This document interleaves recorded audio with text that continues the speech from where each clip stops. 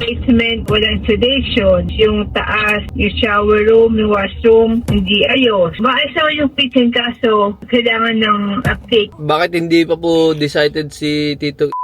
Patitignan ko lang siya kung magkano ang bahay ko kung pagbibili ko. Pero pakausapin ko pa pamilya ko eh. Oo, ganun po ba? Hindi pa kami prepared na ipagbili ito kung kumbisihin ko pa sila. Oo. Kaya lang gusto ko nga lang kung magkano. Well, tinatanong ko po kasi kay seller, tinatanong ko po kung magkano yung gusto nila para alam ko kung pasok ba sa budget namin. Kung hindi ko naman po pipilitin kayo and hindi ko na po sasayangin yung oras nyo. O sige, 150,000. Okay. Ilang taon na po kayo dito? 25. Oh, I think nakausap ko na po kayo a few years ago. Yeah, nakusap ko na nga ako.